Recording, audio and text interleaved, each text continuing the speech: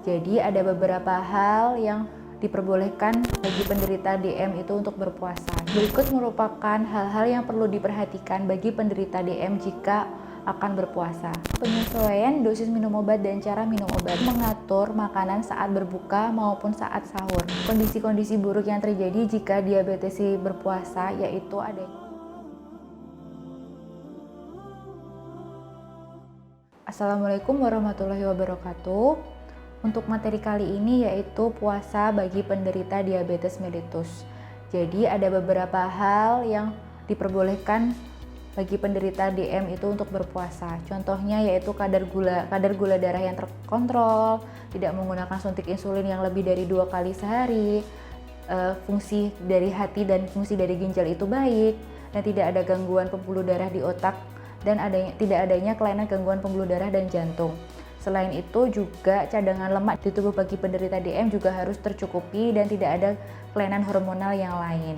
Berikut merupakan hal-hal yang perlu diperhatikan bagi penderita DM jika akan berpuasa. Yang pertama yaitu konsultasi ke dokter umum ataupun dokter spesialis. Yang kedua untuk pemeriksaan kadar gula darah. Yang ketiga untuk penyesuaian dosis. Pemeriksaan yang bisa dilakukan yaitu pemeriksaan gula darah saat berpuasa dan 2 jam setelah makan. Selain pemeriksaan gula darah juga dihimbau untuk pemeriksaan adanya fungsi hati dan fungsi ginjal dan pemeriksaan-pemeriksaan yang lain seperti kolesterol. Penyesuaian dosis minum obat dan cara minum obat. Jika diabetesi menggunakan obat sulfonylurea seperti glibenclamid ataupun glimepiride, untuk minum obatnya dapat diganti jika sebelumnya minum 1 kali sehari, yang sebelumnya diminum saat sebelum sarapan, maka saat berpuasa diganti saat berbuka puasa. Jika sebelumnya diminum 2 kali sehari, maka saat berpuasa ini dapat diganti menjadi saat berbuka dan saat sahur. Untuk minum yang 3 kali sehari, maka yang pagi hari itu dapat diganti saat berbuka puasa, saat petang diganti saat sahur, dan saat malam sebaiknya obat tidak diminum ataupun sebelumnya bisa dikonsultasikan dengan dokter spesialis. Jika diabetesi menggunakan obat metformin sebelumnya, maka saat berpuasa ini dapat disesuaikan dengan cara jika sebelumnya menggunakan dosis 2 kali 500 mg ataupun 2 kali 850 mg, maka untuk cara minum obat dapat diubah. Yang pertama saat diminum saat sesudah sahur dan yang kedua diminum saat sesudah buka puasa. Jika sebelumnya menggunakan dosis 3 kali 500 mg, maka cara minum obat yang pertama yaitu saat sahur, yang kedua yaitu saat berbuka, dan yang ketiga diminum saat akan tidur. Mengatur makanan saat berbuka maupun saat sahur. Untuk diabetesi yang akan berpuasa dihimbau untuk menyegerakan berbuka dan diusahakan untuk makan sahur menjelang imsak. Selanjutnya untuk buah-buahan yang bisa dimakan saat berbuka puasa, contohnya misalnya kurma, pisang, melon ataupun pepaya.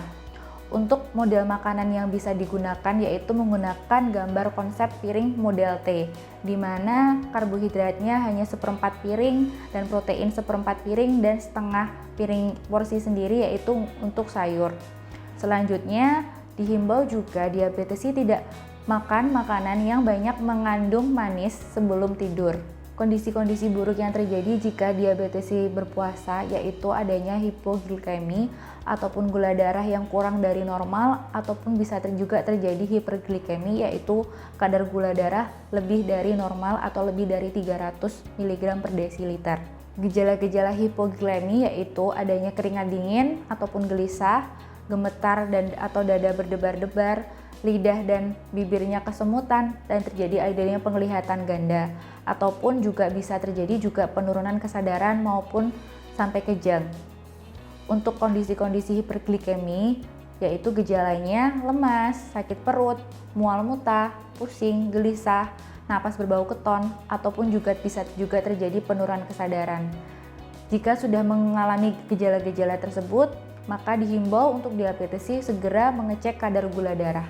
Jika kadar gula darah kurang dari 60 mg per desiliter ataupun lebih dari 300 mg per desiliter, maka dihimbau juga diabetesi untuk segera membatalkan puasanya. Berikut merupakan pencegahan-pencegahan yang dapat dilakukan jika diabetes C ingin berpuasa sehingga tidak timbul komplikasi terjadinya hipoglikemi maupun hiperglikemi, yaitu berolahraga secara rutin dan teratur. Tidak perlu olahraga yang berat, cukup misalnya jalan kaki saja dan jangan lupa menggunakan alas kaki. Yang kedua, minum obat sesuai dengan anjuran dan dosis. Yang ketiga, tetap mengatur pola makan. Dan keempat yaitu tidak merokok. Cukup sekian materi yang bisa saya sampaikan.